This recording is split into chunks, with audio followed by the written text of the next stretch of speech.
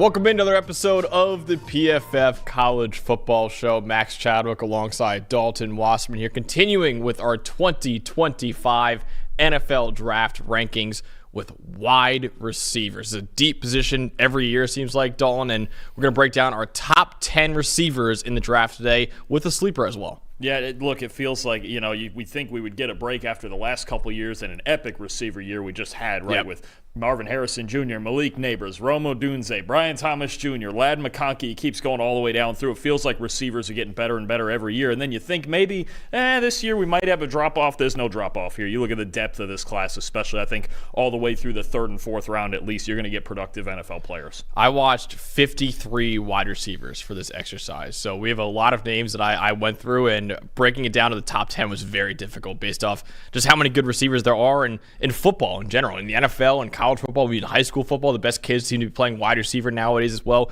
I mean, the 2027 NFL draft, when we get to that point with Jeremiah Smith and Ryan Williams and Cam Coleman and all those guys as well, that's going to be a loaded class. Like, it's just a great time to be fans of wide receivers right now. Of course, Dalton and I have our own list, but we all use the same stuff, using PFF exclusive stats to break down all these players, and all those stats are available to you guys at subscribe.pff.com if you want to look at every player in the NFL, college football, the NFL draft, everything. It's available to you, every single stat you can think of, at subscribe.pff.com. All right, Dalton, let's get into our list, starting off with the sleeper. Who is your biggest sleeper? Not in your top 10, but who is the biggest sleeper? We're probably going to go day 3 in the NFL draft that you really like. So I think a guy that I'm higher on than a lot of people, and you see a lot of scouts put their stake in one of those group of 5 or even FCS receivers at times, right? But, man, I just really like Ricky White from UNLV. I think he's a fantastic route runner at that level, especially. Good feel for spacing against man and zone coverage. Adds special teams value. We saw him block multiple punts this year, so definitely a way he can stay on a roster early. I think he's got some inside-outside versatility, and a guy who maybe not quite as good as Rashee Rice was coming out of SMU, but I think he's got some similar traits right now. He's not super explosive. I think he catches the ball better in stride than when he's going up vertically to get it, but I think he's just a good high-floor route runner who, again, adds special teams value to your team early on. It can develop into a pretty versatile weapon. I don't think he's just a slot guy. He's not big enough to just be an X. He stands around 6'1", about 185, 190, but I just feel like he's one of those guys who coaches are going to like when they get in the building because he just does a lot of things right, and he's been really productive, especially the last 2 years at UNLV with not the most ideal quarterback situation when it comes to throwing the football, right? It's really a team that wants to run it a lot. They've had dual-threat quarterbacks who usually lean towards the run, but I think White can be productive at the NFL level. If I'm planting my flag for a group of 5 receiver, I'm taking Ricky White. Interesting. Where do you have him in your ranking? I actually have him up at number 11. Wow. Yeah. Really? Okay, I love it. I think he's smooth. I think there is a group of guys, like some of the other guys I have here, Jaylin Noel, Pat Bryant, Jalen Royals is in there. I think they all have a little bit different skill sets, but I think right around the same outcomes for them. I think they could be at least average NFL receivers. I actually have Ricky White down at 27, which is crazy because I love Ricky White and I do love his tape, but I'm a little lower on him than you, but you're right, man. I mean, he's so incredibly productive over his last 2 years. Second most receiving yards over the last 2 years. The only one with more is Tetairoa McMillan. And spoiler, we'll get to Tetairoa McMillan a lot later on this list. 3.4 yards per route run is 4th in the country. 90 grade since 2023. 1,000 yards after the catch over the last 2 years as well. I think in zone coverage is a really nice job of finding a soft spot in zone coverage. Sudden player. Like I said, special teams makes plays there. Also a willing blocker, too. He had a 70 run blocking grade over the last 2 years. The reason why I'm a little lower on Ricky White, I think he's a solid athlete, nothing special at 6'1", 190. And then his separation ability one-on-one, I wasn't as impressed with. He was, 26th percentile this year, and that was against Mountain West competition. So a little bit of separation issue, and also jump balls at his size aren't going to be great. Didn't think he was the best at the Shrine Bowl either. Had a couple drops there, and he struggled to beat press coverage at times. But if you want a guy who's going to make winning plays for you on special teams, and even as a blocker, he will do that. He's been really productive over the last couple of years. I just don't think he'll be a starting caliber receiver in the NFL because of his separation issues and below average ball skills. But I do think Ricky White could be a good number 4, number 5 receiver for a team. Yeah, I feel you. I think he could work his way up to a 3. Just I do like the route running and the feel. Again, zone coverage is played at an all-time high even in the NFL at this rate. The feel for defenses and the route running to me are what sells me. And like you mentioned, the high effort all the way around. I think he's a guy who could eventually work his way into a 3rd receiver role. Absolutely. All right, let's get to my sleeper in this draft. This guy is a big-time sleeper in this draft. That is Andrew Armstrong from Arkansas. Really quietly, one of the most productive receivers in college football this past year. He was the 5th most valuable wide receiver in the country, according to PFF's wins above average metric. 89.4 receiving grade, tied for 4th in the nation. He has good size, 6'4", 202 pounds. He caught 54% of his contested targets over the last 2 years. 90th percentile drop rate over the last 2 years. Really strong hands as well. Like Ricky White, does a really good job of finding the soft spots in zone coverage. And he had nearly 300 combined yards against Tennessee and Ole Miss, and a lot of those times, Dalton, Trey Amos was guarding him, and Jermon McCoy, and if you don't know Jermon McCoy's name, he's one of the best corners in the nation, likely going to be a first-round pick in next year's draft. He was guarding him a lot in those games as well, so he produced against some elite competition at the SEC. Negatives with him, he's not the best separator at 6'4", obviously. 47th percentile, he's not really a burner, he's an okay athlete overall, and then doesn't really add much after the catch with 417 yards after the catch this year, but right now on the consensus board, he's outside the top 300 players, and there's 250 players selected in the NFL draft. So on the consensus board, he's not even a draftable prospect right now for most people.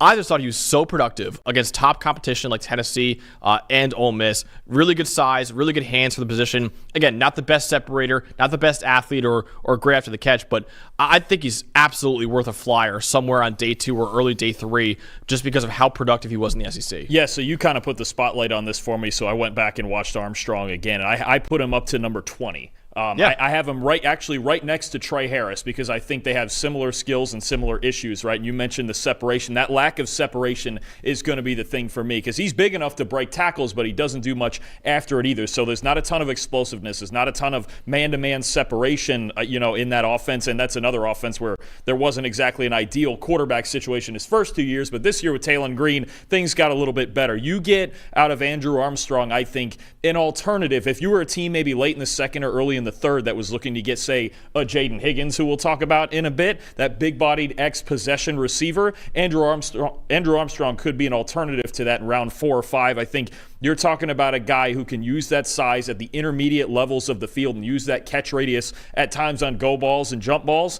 That could be a player who could be an effective kind of outside receiver for you. But right now, the separation's a big question for me. I have him at number 20. I have Trey Harris, a very similar player, at number 19 for me right now. So I think it's kind of that similar mold of can he separate just enough as opposed to not having every single target be contested and having to use all of that catch radius on every single play. But I'm with you. I think he's worth a round 4, round 5 shot. He's number 379 on the consensus board right now.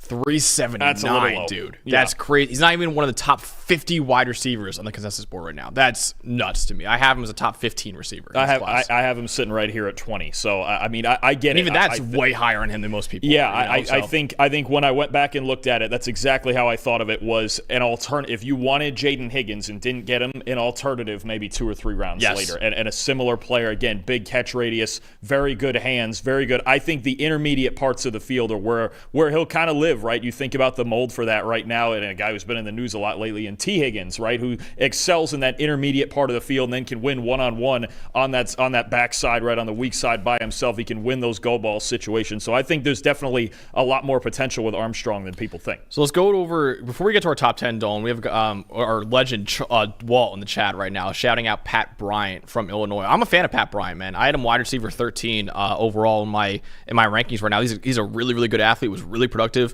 at Illinois this past year. Again, does a great job finding a soft spot in zone coverage, I thought. But yeah, I like Pat Bryant a lot. Really good hands for position and good size as well. So I like him. And I think he's, again, like in that bigger receiver mold, that I think he's one of the top X receivers you can find in this draft. I think I have 13 also, Yeah. and I think one thing that jumps out for me is actually just the level of competitiveness, right? Yes. There's certain guys where you can see there's just A-plus effort put into every route that he runs. Good routes, good hands, especially this year, got a lot better with his hands. And I think it's just a guy who battles, right? And we saw that a little bit at the Senior Bowl. I thought he struggled early during that week and then kind of came on later in the week, had a little bit better practices by Thursday. But Bryant's a solid player, and I think right there at 13, I'm with you on that. I think an early day 3 guy also. Absolutely. All right, so let's get to our top 10 receivers in the 2025 NFL Draft. Let's start with your 10 through 6 right now. 10 through 6. Number 10, I've got the slot receiver from Oregon, Tez Johnson. Number 9, big Jayden Higgins from Iowa State. Number 8, a recent riser, Jack Bech from TCU. We saw he had a great Senior Bowl when we were down there.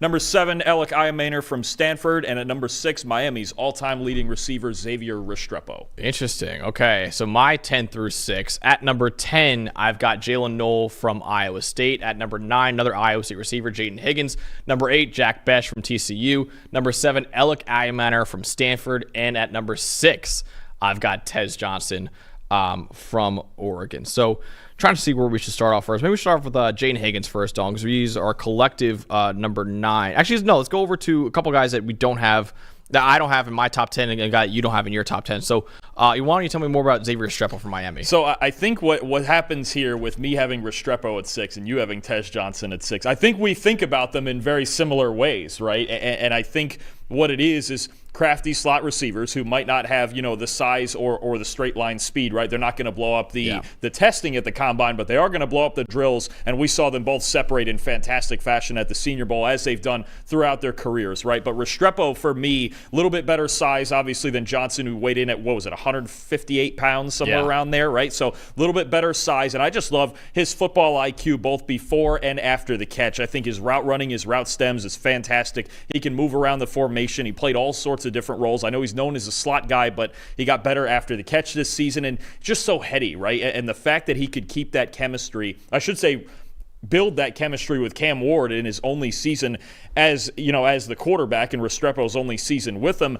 I just think there's a level of IQ that plays in the slot there, right? When you think about those classic slot guys, like Wes Welker, like Julian Edelman, right, for all those years for New England, and Welker in Denver, where they just know how to pick apart defenses, right?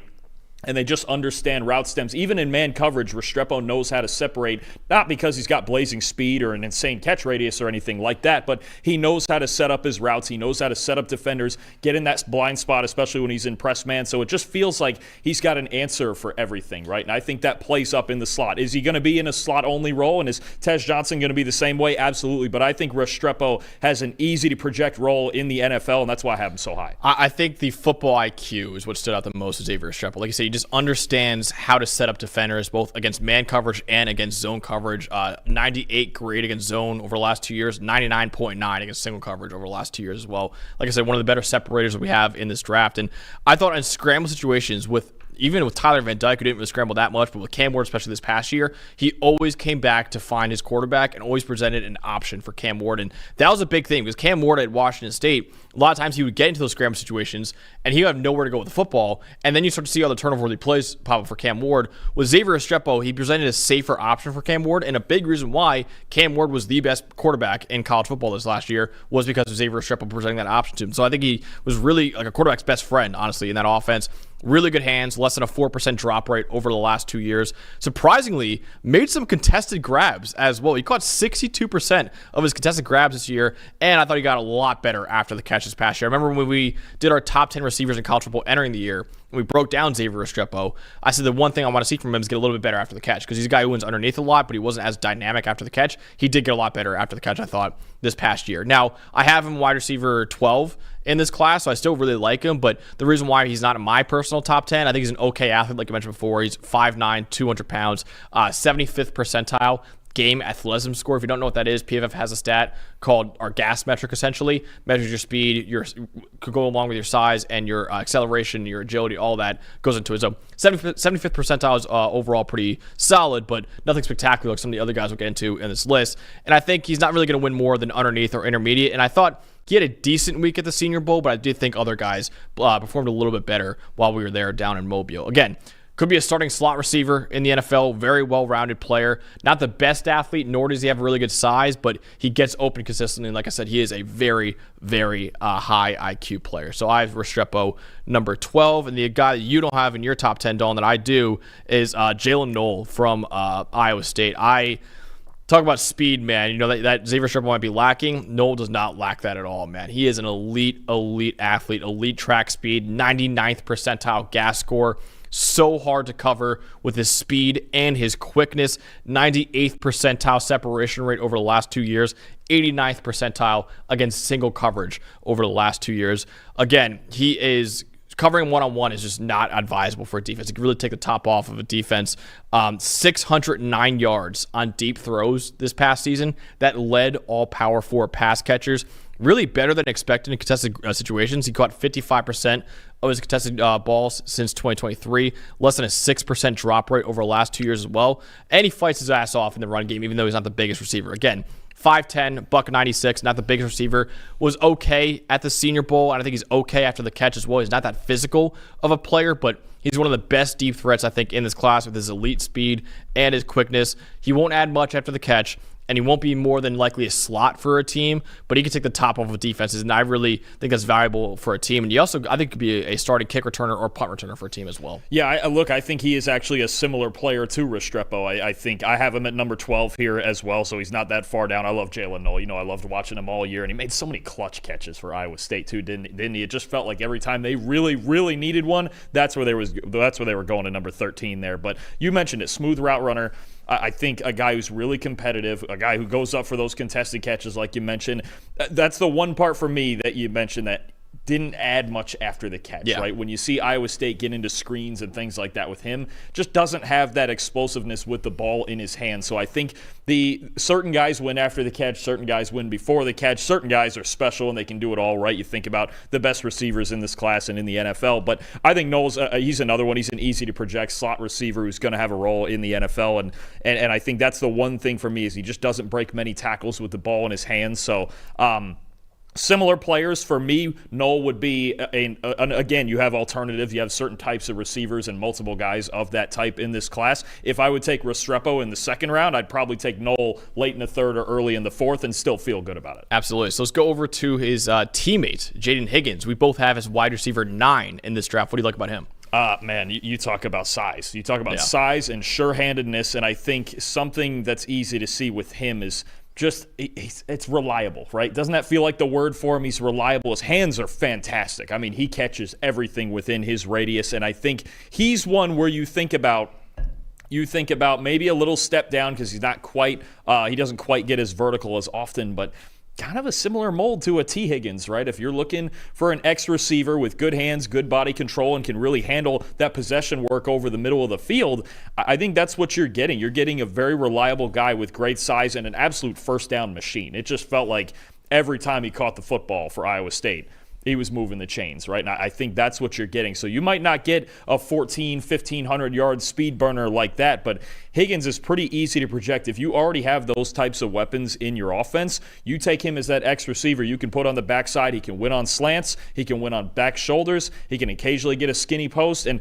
anytime you want to throw him a jump ball at about 6'4", he's going to be a guy who can give you that sort of production, right? I mean, and I think the one thing he has to do more consistently, which you can see he knows how to do it. He's just going to have to do it against NFL corners, is when he does decide or when they call things for him to get vertical, right, those go balls, understanding that spacing is more important than anything, right? He's not going to run a 4.2 or a 4.3 at the combine, but he understands how to set guys up on those go balls and use the space and get to that outside shoulder, and he's got the bigger frame than just about every corner in the NFL, so that's going to be an advantage to him. I think you're getting someone who's a lot different than the other guys we've just talked about, right? Smaller, crafty route runners. You're getting a big possession receiver with Higgins. That's exactly what he is, and he has been so effective for the Cyclones over the last couple years. 91.9 receiving grade over the last 2 years, is tied for third among all receivers in college football. Won consistently against man or zone coverage. It did not matter. Really, like I said, great size at 6'4", 215 pounds, elite hands, and really good in contested situations, obviously. strong in the run game as well. 62 run blocking grade this past year. He had a slower first day at the Senior Bowl. He rebounded really nicely down the stretch of that week, though. So I thought he had a nice week overall at the Senior Bowl. And despite being 6'4", 215, Dalton, it's actually an average separator for his size as well. So I think that's really good, average separator overall, considering his size. So not much of the threat after the catch, though. He's averaged less than 5 yards after the catch per reception over the last 2 years, despite having a relatively average at the target. And he's not much of a burner or an elite athlete, I think, at his size. But he's been very productive as a big-bodied X receiver for Iowa State over the last 2 years. He transferred in from Eastern Kentucky.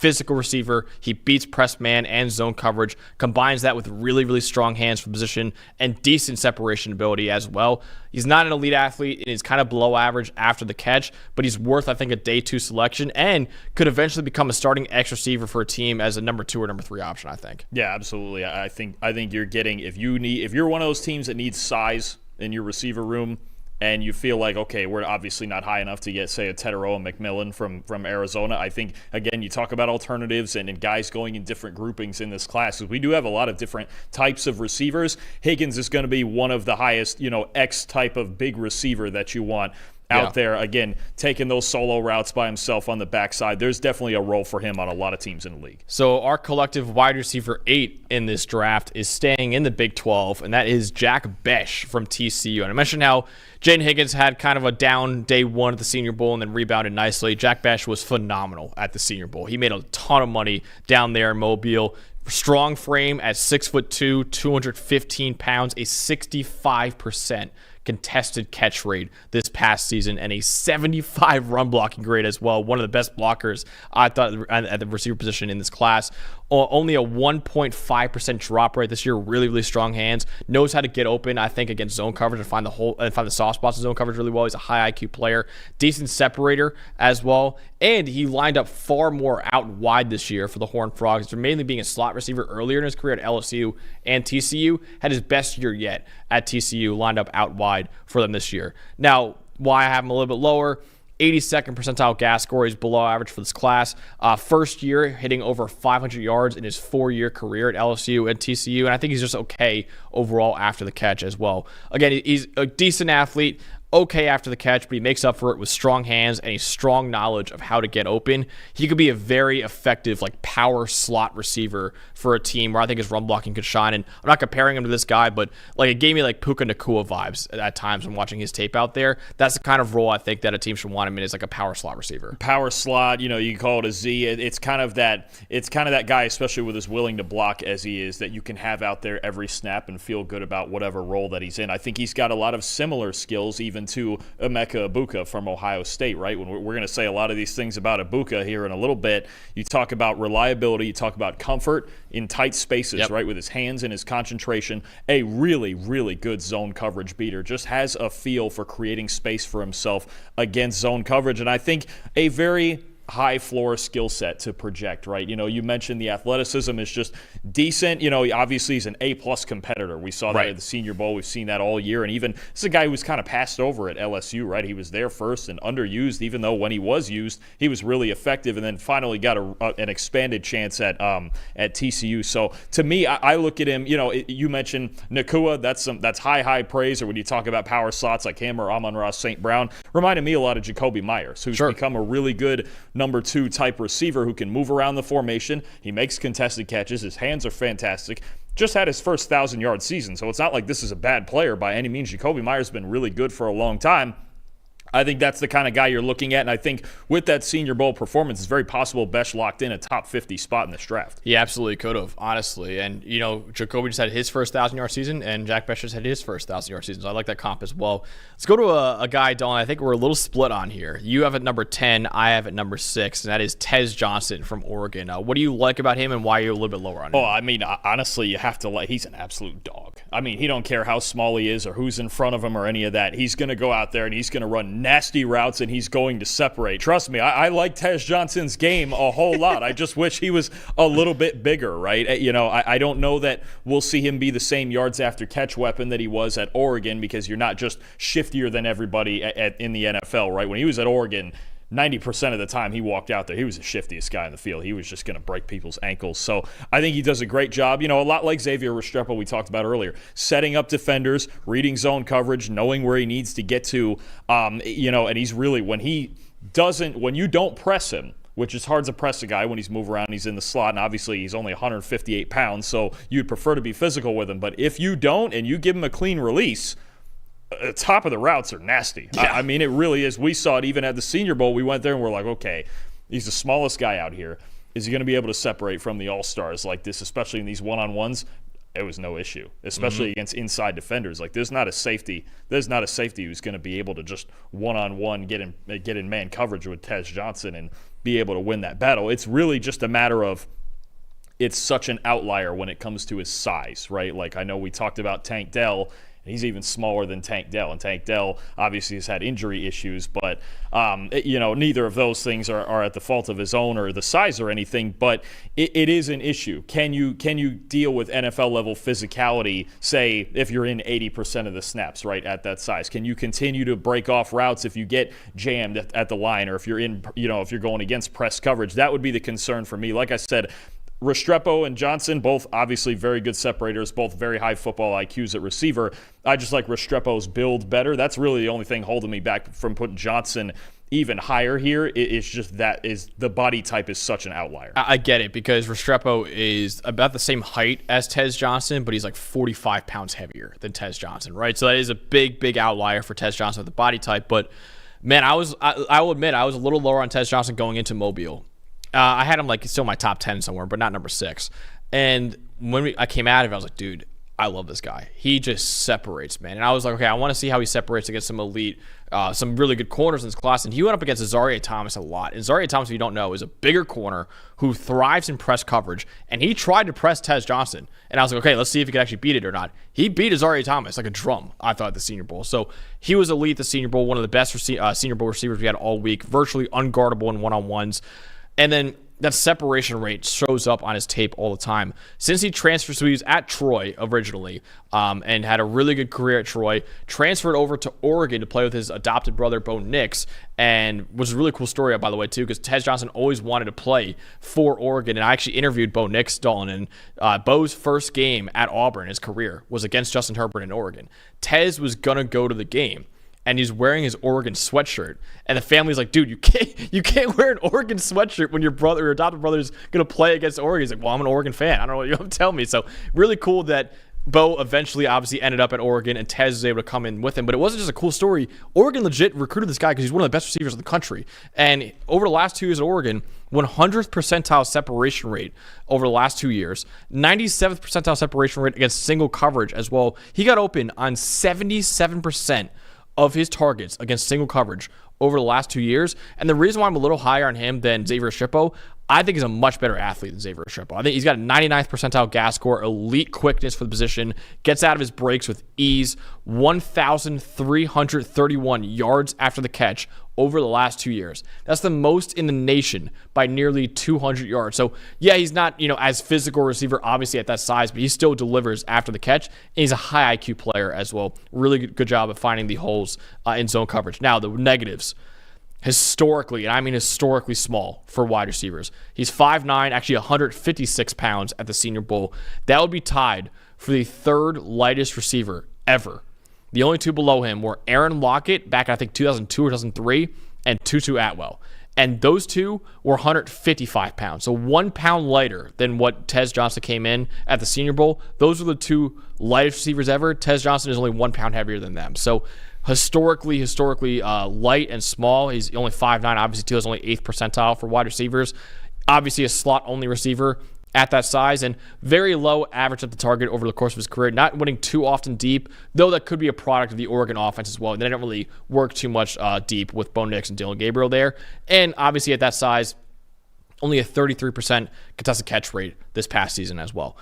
Again, historic outlier, and I usually advise against drafting historic outliers with size, but he showed at the Senior Bowl how elite of a separator he is, extremely athletic, high IQ, and stronger after the catch than you expect for someone his size. I think he's a potential starting slot receiver for years to come for a team because of how good of a separator he is, and that's why I'm a lot higher as Tez Johnson. I think a lot of people are, so that's why he's my number 6 receiver. I think we mocked it one day. I forget which episode we were doing, or it might have been for the NFL show. Wouldn't it be fun if he ended up in Denver with Bo? That would be awesome. It'd be a whole lot of fun. That would be awesome. I mean, they need a couple more weapons in that offense, but I think it would actually be a place where he could succeed. Obviously, I think he needs an accurate quarterback who can get him the ball in those tight spaces, on those shorter routes, right, to keep moving the chains. I think you know what? It's funny because it's not just because he's his brother, but Bo Nix is kind of the perfect quarterback for Tez Johnson too. And Dylan Gabriel was really good, obviously, this year. We had mentioned how it was such a great replacement for Bo Nix. It was kind of the perfect idea. But no, Tez certainly, look, he's a dog, right? And he don't care. Like, he's going to tell you, I've been winning at this size my whole life. Yeah. Why am I going to not do it now? So, again, even at number 10, I get it. I have him 10. You have him 6. He's a fantastic route runner. I think he's going to go somewhere between round 3 and 4, most likely, if only because of the size. Yeah. But the skills jump off the charts when you watch him play. Absolutely. All right, before we get to our top 5 receivers in this draft, Dalton, we got to go over our collective number 7 guy in this class. That is Elic Ayomanor from Stanford. I guess I'll go quickly with him. Really good athlete, 6'2", 210, 96th percentile gas score. Productive despite dealing with a horrendous, and I mean horrendous, quarterback situation at Stanford, and really was one of the only guys that could get open consistently at Stanford.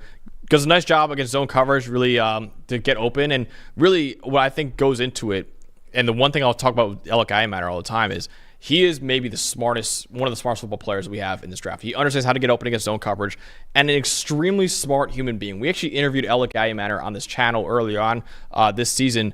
He actually was an internet analyst at Altamont Capital, which is a financial consulting firm, and he was telling me about that, and he is just like one of the highest IQ players I've ever talked to, and I've done a ton of interviews with a lot of players, and one of the smartest people I've ever talked to is Elic Ayomanor, and he actually told me, I asked him what his favorite play was. It's usually a question I love asking every player, and I was expecting him to answer like when I mossed Travis Hunter against Colorado, or when I beat Travis Hunter a couple other times against Colorado. He told me his favorite play was a block he made when he cracked down on a safety. That's the kind of player Elic Ayomanor is. And honestly, the run blocking stands out as well. 65 run blocking grade over his career, too. Now, weaknesses and why he's number 7. He's not as good separating one-on-one. Wasn't much of a yak threat as a redshirt sophomore. Only fewer than 4 yards after the catch per reception. And over an 8% drop rate in his career. The hands are a little bit of an issue at times. But I think Ayomanor has a bright future on the field and honestly off the field as well. He's as cerebral as they come, as athletic traits to bet on as well at that size. Not much of a separator right now and has some drop issues, but I think he could shine a lot more in the NFL than he did in college because he could get a competent quarterback play in college and NFL as well. So Elic Ayomanor, dude, just one of the smartest human beings you'll find in this draft. And I really want to bet on his traits. And like I said, he dealt with a really bad quarterback situation at Stanford. It should be a lot better in the NFL. Yeah, it feels like I don't think he has A+ physical traits, but it feels like across the board, all of his traits and even all of his skills are like B+ to A- right now. We've had some talk, at certain times about him maybe being a late first-round pick, or maybe he dips. It feels like he's not going to get out of the top 50, right? And I just think you mentioned it, just solid all the way around. It gave me a vibe of the more I was watching him. Remember Michael Thomas from the Saints? I know it's not that long ago, actually, now that he's basically retired now with all the injuries, but it gave me that sort of vibe where you mentioned it.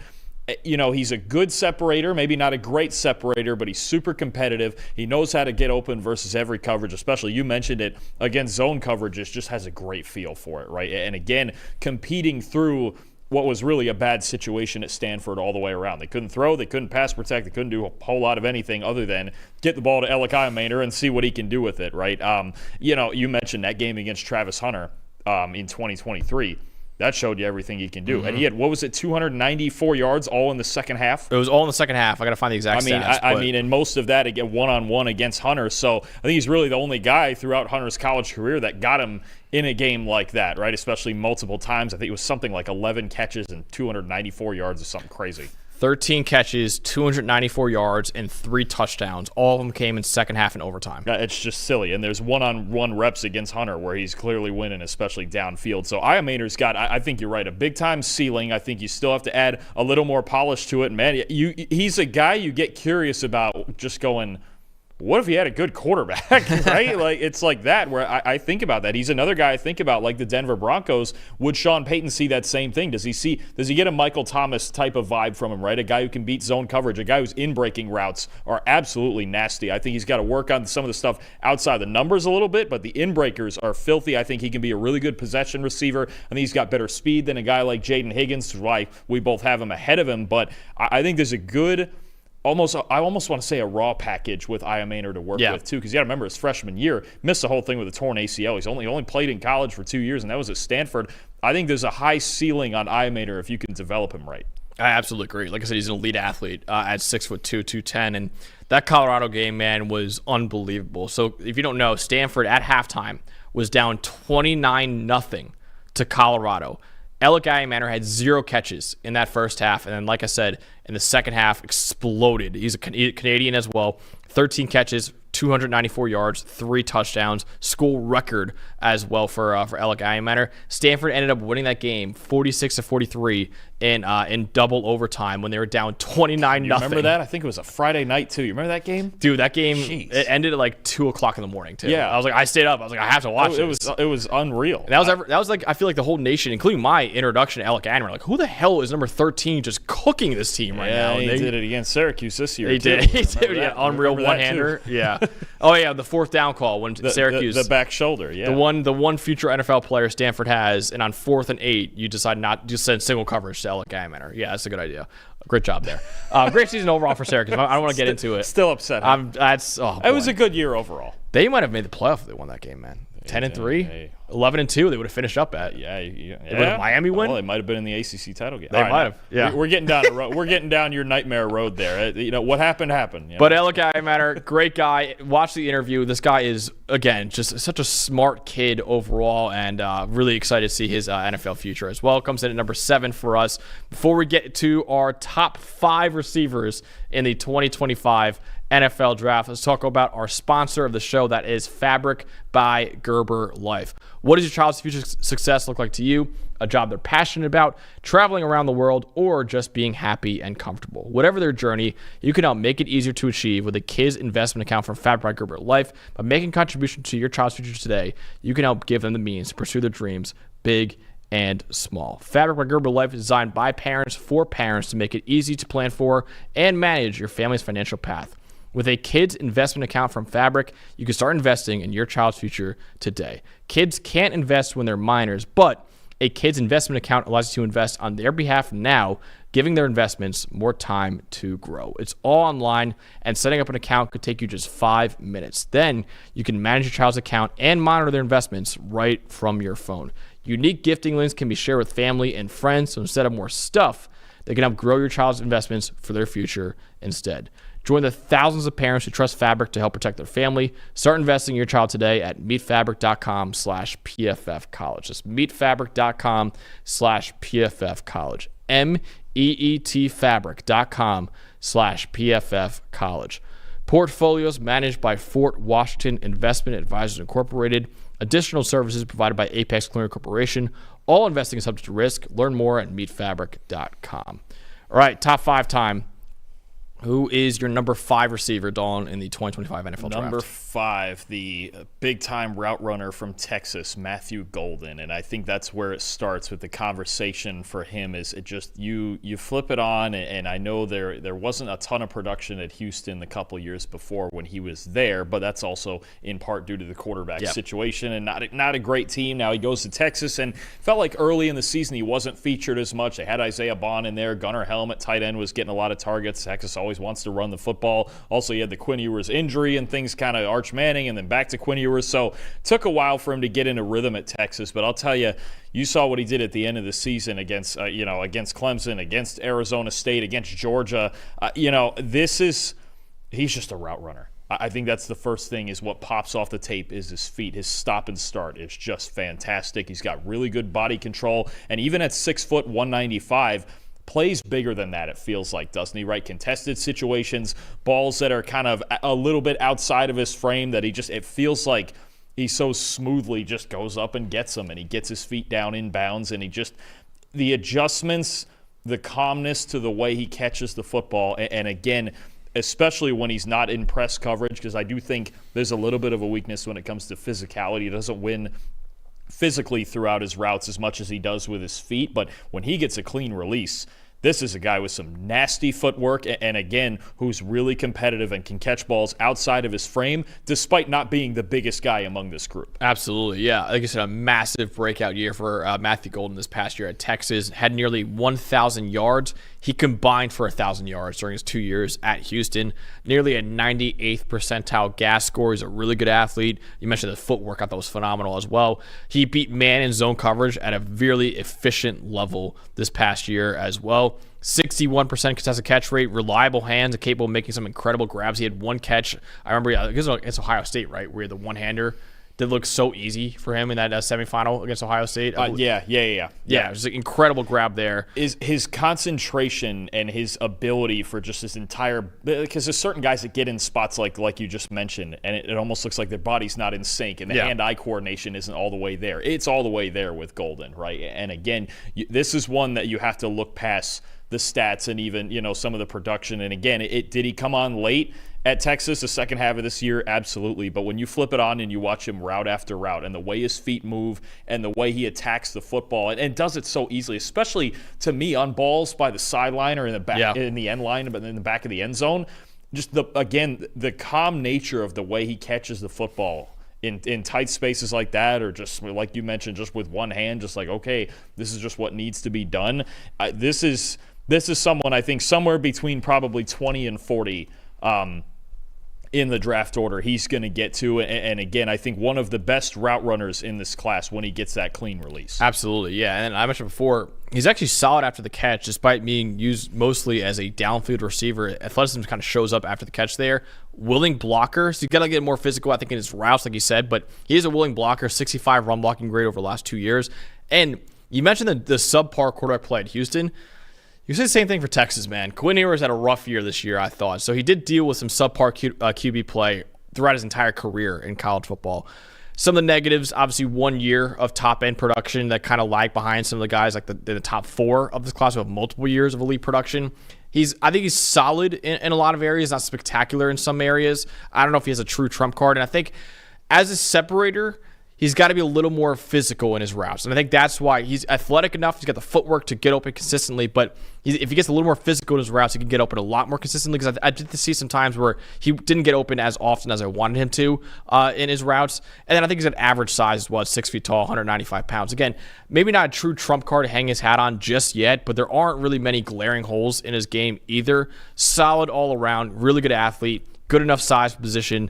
I don't know if he'll ever be a number 1 receiver in the NFL, but he could be a long-term number 2 for a team, I think. I think he's easily one of the 5 best route runners in this class as far as just the way his feet stop and start and the polish behind his route running, especially on the outside. I think that's really the appeal here. If you want somebody who can separate, and I think somebody maybe you could use kind of 50-50 inside and outside. I think getting in the slot even a little bit more in the NFL will help him out. To me, it's all about for him, find ways to get him a clean release. If you can do that and he can just use his feet and beat you one-on-one in space, you have a serious problem covering it. If you put him in the slot, then he would get a lot more clean releases, right? Absolutely. He'd be really effective. The question then would become, it's just about, because against, say you're in the slot against zone coverage, is about those stronger guys inside kind of redirecting you a little bit, working around those linebackers and keep, working to make those catches in tight spaces, right? Which we know he can do by the sideline. He really does. He's got feet like a friggin' ballerina. Like, it's just, he's so light on his feet on the outside and in space. It's just a matter of being physical at an NFL level, but certainly one of the best route runners in this class. Yeah, I have some questions with him beating press coverage at the next level, but I'm with you, though. I think he could be a really effective number 2 receiver for an NFL team. At number 4 for both of us is Emeka Egbuka from Ohio State. Now, Emeka Egbuka, I think, Dalton, you'll agree with this. He might have one of the highest floors we've seen at the receiver position in recent memory, honestly. He's such a refined player, a smooth route runner. He knows how to get open against man or zone coverage. 86.2% career separation rate. That's 95th percentile for wide receivers. Only a 5% drop rate for his career. Really strong hands as well. 54% contested catch rate in his career as well.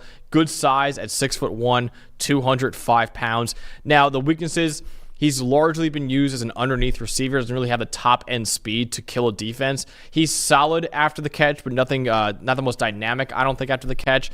And he's been used mostly as a slot receiver his entire career. It's kind of unknown whether or not he could be a consistent outside threat in the NFL. But again, super high floor player. He knows how to get open against man or zone coverage. Strong hands for the position. I don't know if he'll ever be much of a downfield threat, but he should eat underneath as likely a number 2 receiver for a team in the slot. And like a lot of these guys that we talked about already, just an extremely high IQ wide receiver. Yeah, I mean, and bounced back, too, from kind of some nagging injuries that he had in 2023 and had a great year this year, even kind of in the shadow of Jeremiah Smith, right? But there's 4 things that stand out to me with Egbuka. 1, just a really efficient mover, right? He's maybe not a 4-2 or a 4-3 guy, but an efficient mover, an efficient route runner. Really good hands. I mean, I don't think there's any question about that. He's going to be reliable. He's going to catch the football. The concentration for me, especially in tight spaces, when you talk about getting between, in those tight zone windows, in between linebackers and safeties charging downhill on you, I think his concentration in those tight spaces is among the best guys in this class. And the other thing, too, you talk about a willing run blocker. He might be at the top of the list in this entire class as far as run blocking from the receiver position and being able to move around and help out in condensed spots, right? And I think if you want to look at the blueprint, because there's certain guys where you go, okay, how would you use them in the NFL? Certain guys playing more college-type offenses. There's a discussion even we just had with Golden about inside, outside, a little bit of both. How do we do it? Emeka Egbuka's blueprint is just this whole past year with Chip Kelly using him. I mean, it's very simple. You got an NFL-level offensive coordinator in there, and he knew exactly what to do with him. When you talk about that same kind of role as Puka Nacua's used with Sean McVay, or even he used to do it with Robert Woods, I think about before Nacua. Cooper Kupp's even played that role, for a while where it's, okay, we're going to condense him down. We can have him run block. Then we leak him through in play-action concepts. There's a lot of different things you can do with Egbuka when it comes to the formation, moving him around, using him essentially kind of like a second tight end at times. And then he's a dynamic route runner on the outside, too, with great hands and a great feel. So I think he's one of, I think, the easiest evaluations of any player in this class because he's going to be good. Yeah. I don't know if he's going to, I would doubt that he's going to be Justin Jefferson, Jamar Chase good, but he's going to be pretty darn good, and he's going to help. He's the type of guy that helps an offense add dimensions. Does that kind of make sense a little bit? Whereas, you look at, again, like Chip Kelly at Ohio State. Jeremiah Smith got all the love. He should. He's a freak. He's a true freshman. Emeka Egbuka adds dimensions to that offense as opposed to just being, okay, that guy who wins one-on-one outside because of the run game and the extra inserts, because of the way he can move around. He can get in the slot. All those times I talked about Smith and Egbuka lining up on the same side of the formation. The fact that Egbuka can play inside makes that happen. So I think you get a creative offensive coach that has different dimensions for how they can use Egbuka, he's going to be a really good player. I think these are high-end comps for him, but you envision him in the role of like a Puka Nacua or a Amon-Ra St. Brown even. Robert Woods is one that stuck out to me. I forget where I heard that one from a few weeks ago. That's one that sticks out. The way that Sean McVay used Robert Woods when he was in L.A., I think that's the perfect one for me. Yeah, and I like that. He's got all of the same things, route running, hands, and versatility enough to help you in the pass and run game. I loved Bobby Trees back when he was with L.A., dude. He was an awesome player. I think he kind of gets forgotten about too much in recent years. But yeah, I think that's a great comp for Emeka Egbuka. So he comes in at number 4 for us in our collective rankings. Dalton, who is each of our number 3 receiver in this draft? How about, and a little bit of a down year statistically this year, but I think there's other reasons for that. How about Luther Burden III from Missouri? And if you want a guy who is just explosive with the ball in his hands in the, I love Trevor had pointed out maybe DJ Moore as sort of a comp, as Stephon Diggs, early career when he was really doing things after the catch. I think Luther Burden fits into that mold. The speed is explosive. There's fast guys, and then there's guys like Luther Burden. He gets a step, he's gone, right? That old saying, he's even, he's leaving. We've seen that before, especially in 2023. We saw it, yards after catch, monster. If you're a team that's missing the yak element to your receiving game, this is somebody you think about in the top 20 to 25 of this draft. Screens, productive as all hell. He can get downfield, obviously. You've mentioned it too. For a guy who's not that big, he's kind of got average size, better in contested situations too than you might think. I know you have the numbers on that, but I think that's where it starts. He's the sort of guy you find a way 10 to 12 times a game, just get the football in his hands. He's a running back playing receiver, obviously a better route runner than most backs going out there would be, but that's what you're looking to take advantage of with Luther Burden. Speed, yards after catch ability, broken tackles, contested catches that he can still make in those areas. I would love to see him in one of the Kyle Shanahan type offenses that emphasizes making those catches over the middle of the field and maximizing yards after catch. I think if you're talking about, obviously the 49ers are kind of loaded at receiver right now. Maybe they don't need him, but you think about the Miamis and the Clevelands and teams that run that sort of thing. If they don't need him really, but if Kevin O'Connell had him in Minnesota, somebody like that who gets him open over the middle of the field and maximizes yards after catch, that's an offense I would love to see him in. Listen, he's a weapon. He's just a weapon with the ball in his hands. 1,097 yards after the catch, fourth among the last 2 years, fourth among all receivers in the country. 30 broken tackles this past year. That led the nation for all wide receivers. Strong frame, 5'11", 208 pounds, though. Makes him really difficult to tackle. And you mentioned the speed at 208 pounds is crazy as well. Only 4 pounds lighter than Tetairoa McMillan, even though he's 6 inches shorter than Tetairoa McMillan as well. So he's a very, very strong frame at that size. And again, like you said, he's more than just a yak receiver. He won in 50-50 situations thanks to his strong hands and really good athleticism. 54% contested catch rate over the last 2 years. Again, if you're over 50% in contested catch rate, that's really good. And he was at 54% over the last 2 years and only a 4% drop rate over the last 2 years. Won consistently against man and zone coverage. Now, his production did take a step back this year. He had 500 fewer yards than what he did as a sophomore. But I think much of that could be due to the quarterback situation. Brady Cook was not nearly as good this year as he was the year before. And I thought the play calling Missouri took a step back this year as well. The one thing with Burton's game, though, that I want to see get a little bit better, he's not as refined of a route runner. Sometimes he looks like he's overthinking it out there, so he makes him go kind of half speed on some routes. And he was used as a slot receiver most often in Missouri's offense. But again, my comp for him personally, I've had this comp since his freshman year, was Deebo Samuel. I just think this is a guy you put the ball in his hands. He's an offensive weapon, extremely dangerous with the ball in his hands, can win in contested situations as well. He's an ideal fit as a Z receiver for a team. Just got to refine the route running a little bit to reach his full potential. But if he does refine the route running, he could absolutely be a easy number one receiver, an easy top 15 receiver in the NFL. I think because he's a guy who's a 5-star prospect. Right? Oh, yeah, he's like number 3 overall recruit coming out of high school. Right, so he's basically always walked on to almost every football field he's been on. He's been the best athlete, right? And I think that's what I see in the routes that you mentioned. It feels like he dances a little too much, right? Like he knows he's got the best feet out there on the field at any given time, but you still at times have to be a little more physical in the nature of how you go about it and a little more efficient, right? So I think his issues are very much coachable, and he can be a dynamic weapon in the league. Deebo, you mentioned, I think he's not quite as thick as Deebo, especially his upper body, because Deebo, I mean, you could move him to running back, and he would be just fine there. I think Trevor, again, has mentioned DJ Moore. I think that's a really good one, too, as someone who's great after the catch and has turned into a really solid route runner at the NFL level. So I think Burton, there's a boatload of potential. And again, I think if he goes to an offense that maximizes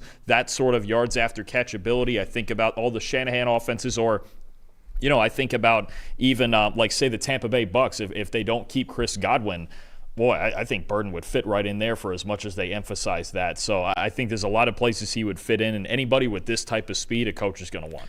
So we actually, Dalton, do not agree on the wide receiver 1 in this draft. I'll go with my wide receiver 1 first, and we'll end up with your wide receiver 1 at the very end of the show. My personal number 1 receiver is Tetairoa McMillan from Arizona. Just the ideal X receiver at 6'5", 212 pounds. Been incredibly productive across his entire career, honestly. 2,712 receiving yards over the last 2 years. That leads all receivers in the country. 50-50 balls are basically 60-40 balls with him, honestly. He leads the nation with 35 contested catches over the last 2 years, and he caught 62% of his contested targets last year. What I loved on this year especially, he became so dynamic after the catch this past season. He broke 29 tackles after the catch this year. Again, the only one who had more was Luther Burden III, who we just broke down. And Luther Burden III's trump card is his after the catch ability. That is not Tet McMillan's trump card, but yet he was still that good after the catch. Now, the negatives with Tet McMillan, the few I could find were he's not going to be an elite separator, but then again, he's 6'5". He kind of lacks a true top-end speed, I think, at that position, but he still got open on 62% of his targets against single coverage this year. For reference, that's a higher rate than both Travis Hunter and Luther Burden III. He could stand to add a little more weight to his frame as well. He's a little lanky at his height. Like, I've heard the Mike Evans, you made the Mike Evans comments a lot. Mike Evans is the same height as him. He's 20 pounds heavier than Ted McMillan. 7.4% drop rate this year. I was 47th percentile. Had a little bit of an issue with drops this year, but again, that wasn't really an issue his entire career at Arizona, so I'm not really that worried about that. But there's not a lot to dislike in Ted McMillan's game right now. He's this elite size for the position, strong hands to win in 50-50 balls. He displayed a lot more of a yak element this year, and he was really, really good after the catch. He'll never separate at an elite level, but that should not really be expected for a 6'5" receiver either.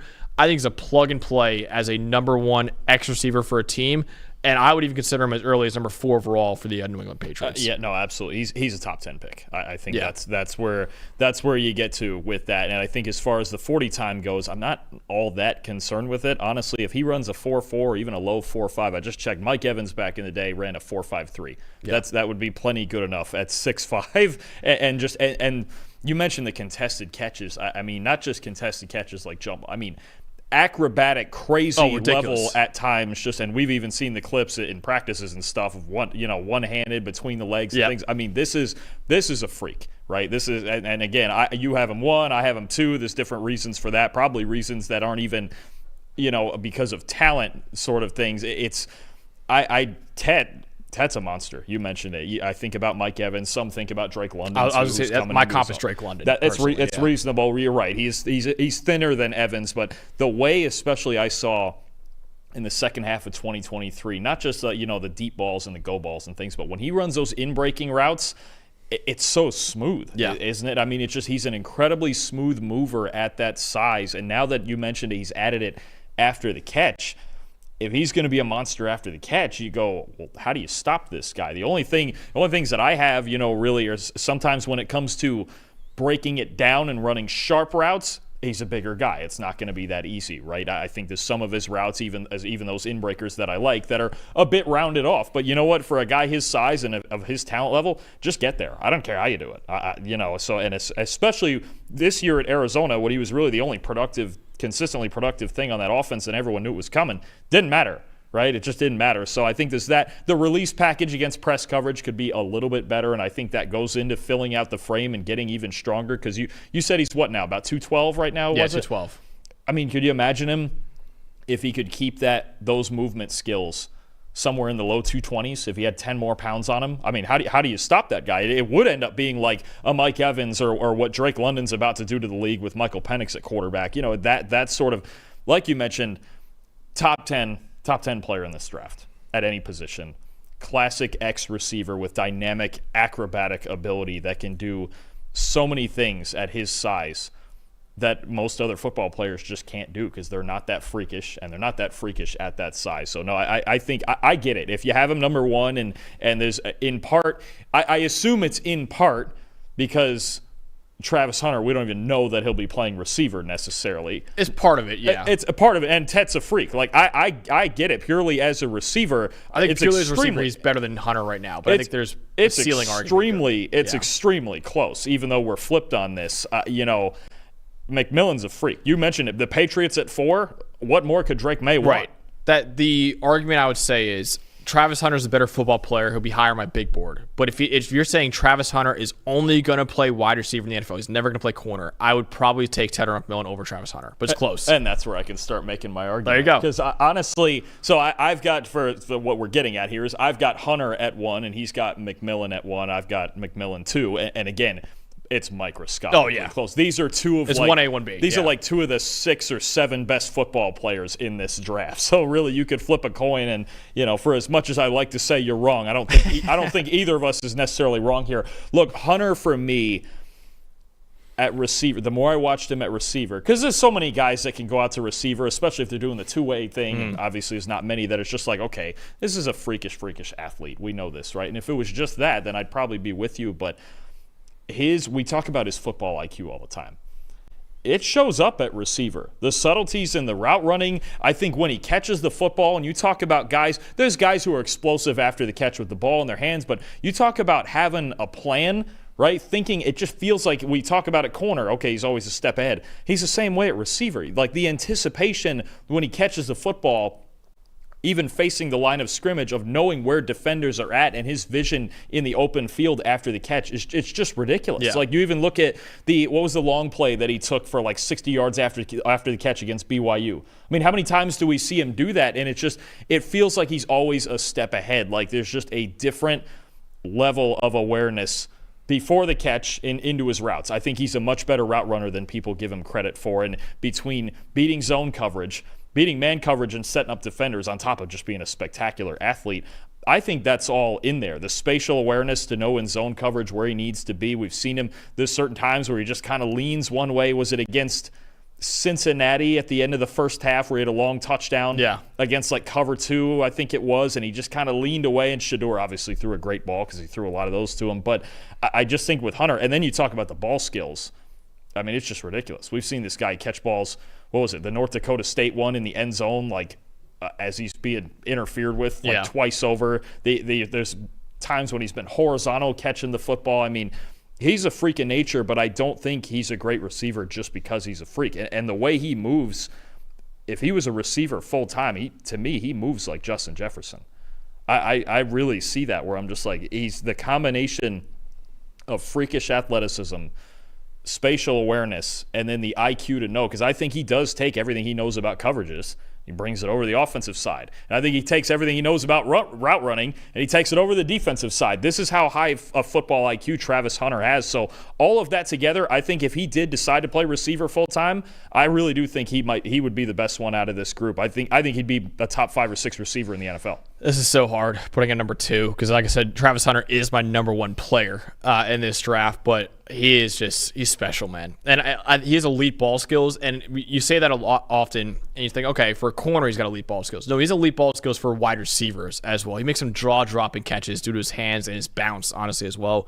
Only a 1.8% drop rate over the last 2 years, and he's caught about 65% of his contested catch targets over the last 2 years as well. 96 percentile GAS score. He's an elite athlete. He's been one of the nation's best receivers despite playing full-time corner as well. Won the Heisman Trophy, obviously, and won the Biletnikoff Award this past season. 89 receiving grade, 6th in the country. He had the 3rd most receiving yards in the Power 4. Only Tet McMillan and Jeremiah Smith had more this past season. 15 receiving touchdowns, tied with Jeremiah Smith for the most in the Power 4 as well. Now, why the very few things I could find in his tape, then why I had McMillan over him. He could stand to add some weight. He's 6'1", 185 pounds right now. Is about Chris Olave's size. I think that he's not as physical after the catch as you'd want. Like, he's not going to break that many tackles. He does, like I said, has a great awareness of spatial awareness of the lanes to take to make long touchdowns after the catch, but he's not going to break that many tackles. He only had 4.3 yards after the catch per reception over the last 2 years. It's about over 1 yard fewer than McMillan did. So despite a relatively average at the target as well. So he's not always going to find the soft spots in zone coverage as well as others in this class. I think he'll have a lot to be desired as a blocker, but again, that's understandable when he never comes off the field, right? It's like, dude, if you want Travis Hunter to block for you, like, what else do you want? If he's playing every snap at corner and every snap at receiver, and you want him to go out there and run block, and for a team that, well, the rest of them couldn't run block either, so he just fit right in at Colorado. Yeah, no, I'm with you. I think the frame is the big one. Is I think you're talking a $185 might even be generous. He's thin. I mean, certainly he's in shape for everything he does, playing 130 snaps a game. But no, I think that would be the one part, and I think that concerns me. The frame concerns me a little bit more if we're going to see him play both ways, because generally when he's gotten dinged up the last 2 years, it's been usually making tackles, right? Mm-hmm. He's got thin arms, and he'll bang up a shoulder, a neck, or something like that. You don't see him as the most physical player ever with the way he's built, but he could stand to add a few pounds and be a little more physical. But I think, again, this is the argument. If he were to just play full receiver full time, how good could he be? That's exactly because the he point, was already arguably the best receiver in college football, playing both ways and doing everything that he was doing. You just wonder how freakish it would be. So I really believe he would be maybe a top 5 receiver at the NFL at some point if he played receiver full time. He's the most unique prospect I can ever remember scouting in the NFL draft. Top 10 he'd be a top 10 pick if he was only a wide receiver, and he'd be a top 10 pick if he was only a corner. He might be as well. He might be, maybe we'll get to that episode. He might be CB1 also. I think he will be. You've got Will Johnson, you've got Jahdae Barron, right? You've got certain guys who are also really good, but the fact that he's even in the conversation for both, and he's at least top 2 in both. I mean, you still have him second above a ton of talented players here. It just shows you how freakish he is. And again, I think the football IQ matches it with him. It's so underrated. He is just an excellent athlete as a receiver, elite ball skills, elite hands. Again, the frame, you could add some weight to the frame, and I think that would help his physicality as well. But the fact that he was one of the best receivers and one of the best corners in college football at the same time is just truly unique and points to a high ceiling if he sticks to one full time. So we don't know if he will stick to one full time. He might play both in the NFL, but Travis Hunter is a special talent no matter where you play him. He comes at number 2 for me at wide receiver and number 1 for Dalton. So Dalton, why don't you recap your top 10 receivers real quick? All right, number 10, Oregon's Tez Johnson down there in the slot. Number 9, Jayden Higgins from Iowa State. Jack Bech from TCU at 8, Elic Ayomanor from Stanford at 7, Xavier Restrepo from Miami at 6, and then I have Matthew Golden from Texas 5, Emeka Egbuka from Ohio State 4, Missouri's Luther Burden III at 3, Arizona's Tetairoa McMillan at 2, and the two-way star who I think is the best receiver in this class, if he were to play there full-time, Travis Hunter from Colorado. So my 10 through 1. So my sleeper in the class is Andrew Armstrong from Arkansas. At number 10, Jaylin Noel from Iowa State. Number 9 is teammate Jayden Higgins from Iowa State. Number 8, Jack Bech from TCU. Number 7, Elic Ayomanor from Stanford. Number 6, Tez Johnson from Oregon. Number 5, Matthew Golden from Texas. Number 4, Emeka Egbuka from Ohio State. Number 3, Luther Burden III from Missouri. Number 2, Travis Hunter from Colorado. And number 1, Tetairoa McMillan from Arizona. Don, before we go, there's going to be one guy that is not on our list that I'm sure we're getting a lot of comments saying, where the heck is this guy? That is Tre Harris from Ole Miss. He's currently the number 6 receiver on the consensus board right now. Or actually at number 5 receiver, I should say, on the consensus board right now. Personally, why for you was he not in your top 10? Look, the stats are great, and I think there are definitely things to work with. He's got tools. He's got really good size, right? He's a decent yak threat, especially at that size. To me, I would have liked to have seen him finish out the season healthier and really get to see what he can do. And I think it's that Ole Miss offense. It's the same argument we've kind of had with Jackson Dart, where it's very much designed to get those vertical throws going against single coverage. And I think the lack of route diversity for me, you look at Tre Harris and you watch him run routes, and it's a go, it's a slant, it's a curl. It's kind of those 3 things that just, you're a college vertical receiver. That's what you look at on the outside with him. So there's some more route diversity that needs to be added to his game. And then I think the other thing for me, he's just not that twitchy, right? Yeah. And I have him right next to Andrew Armstrong as another guy who they don't have that fast twitch to him, right? I don't know if he can speed up his feet and add that route running element. And even in his releases against press coverage, I think that would be an issue for me. Is he going to be something more than a guy who can run go balls and curls coming off of it? Is there going to be something more diverse in the route running, right? Why I have somebody like Jayden Higgins ahead of him, you can see a more diverse route tree, right? He's been more reliable in the underneath parts of the game. So when Tre Harris was teeing off at Ole Miss and we see the crazy yards per route run numbers, that's because the efficiency of Ole Miss offense against some of those lower level teams especially was off the charts, because they just kept gunning it and they would make games 65-0, and Harris would keep running by a G5 corner, a subpar corner, right? Whereas when you took away the deep ball from that Ole Miss offense, it's the same thing I mentioned with Jackson Dart. Well, what else do you have? It's why they can lose a game to a team, say, like Kentucky, who might not be the most talented team, but they play fundamentally sound defense and they prevent the deep ball. So for me, it's the route running, or I should say kind of a lack thereof when it comes to the diversity. There's definitely tools to work with. If you can develop them, maybe you think he's higher than that, but I don't see a ton of fast twitch to him. I don't think he's a great athlete. I think he's a solid athlete, nothing special. He's below the 80th percentile in our GAS score.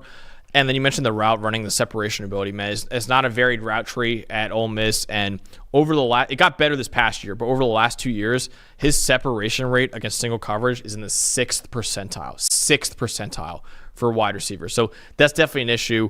And then also, over the last 2 years, 44th percentile contested catch rate. So if you're talking about a guy who's not going to get open that much, he's not going to win many 50-50 balls. It's like, what are we talking about here with Trey Harris, right? He's not an elite athlete either. So I like him. I think he's really good after the catch, which is something I really like for a guy his size at 6'3", 210. But I don't know. It's just a weird projection. It's a very weird projection like Jackson Dart for the NFL, and it's a weird one with Trey Harris for the NFL as well. And again, I don't think he's an elite athlete. I don't think he's an elite. He's not a very great separator either.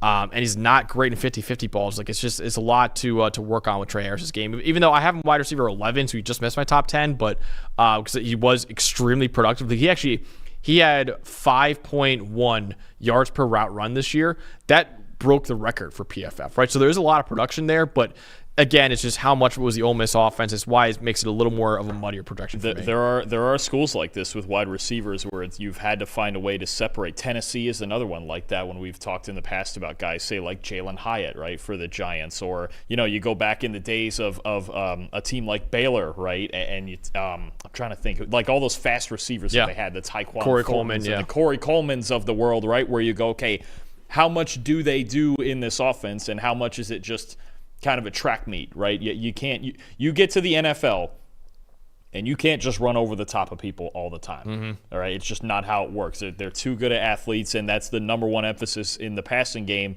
from any good defensive coordinator is, hey, we can't get beat over the top, right? And that's exactly the Eagles. That's why they won the Super Bowl. That's because they were the best team at preventing those deep shots. So I think there's a lot that needs to be added to Trey Harris's game. Can he succeed? Absolutely, but it's going to take some development.